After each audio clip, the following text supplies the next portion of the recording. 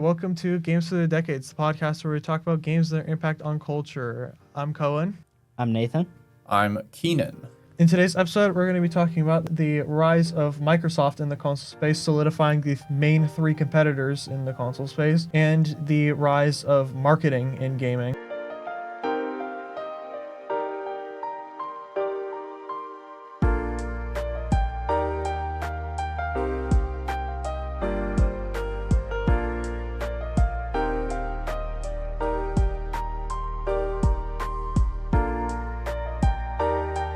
The GameCube was released September 14th, 2001 by Nintendo. And that was, early 2000s. Nintendo would shift to like a more disc format, but stubbornly chose mini discs, which would help make the GameCube a flop. One of their best-selling games was a launch title called Luigi's Mansion, which would be the first Mario Brothers game released to the console, and the third game where Luigi was the main character.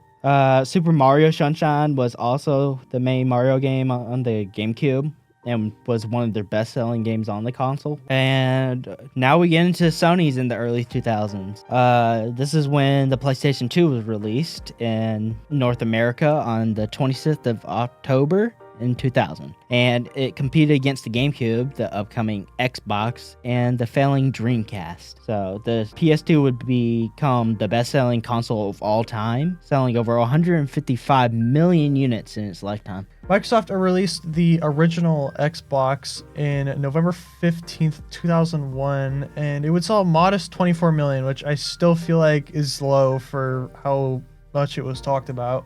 Yeah, Forza Motorsport came out in 2005, and it was regarded as being one of the best racing games of the time because it was the first ever racing game that really let you extensively modify your vehicle. Like most other racing games that came out before it, let you you could paint the car a different color, you could add like a different exhaust. But like Forza Motorsport, it was one of the first games to ever have a livery editor. You could modify, wheels, tires, exhausts, aero pieces, engine swaps, everything. Yeah, some of the pretty popular games for like the Wii were like, obviously there was Mario Kart Wii, there was New Super Mario Bros. You had the Wii Sports games. Those were really good. Those were really popular. Those are like the main selling, Wii Sports and the Wii Fit games, because they were, the whole point of the Wii was to advertise to non-gamers. That's the whole reason why that's the whole reason why it uses the Wiimote instead of a game controller, is because they wanted people to like feel like, oh, they were like not gaming, they were just using like a TV remote to play. Yeah, they weren't restricted or anything like that.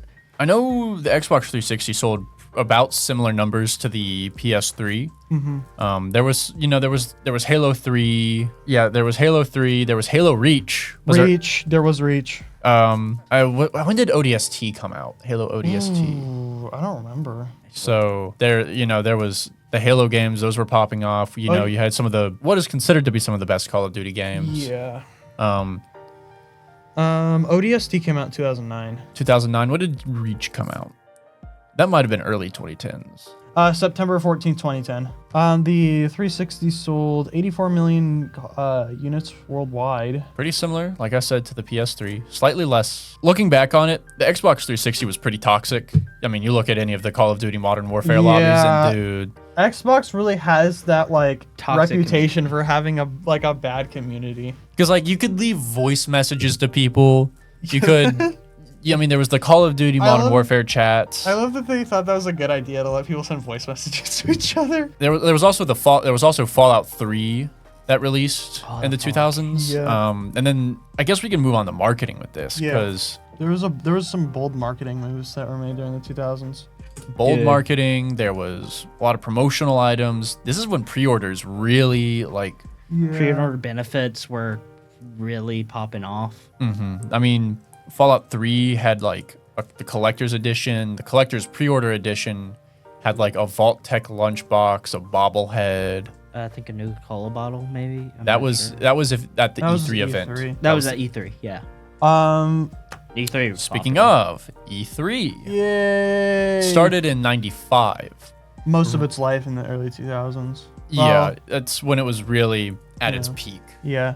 This has been Games Through the Decades. This episode we talked about, again, the rise of Microsoft, solidifying the big three competitors in the console space, and the rise of marketing in games. I'm Cohen. I'm Nathan. And I'm Keenan. And And this has been Games Through the Decades.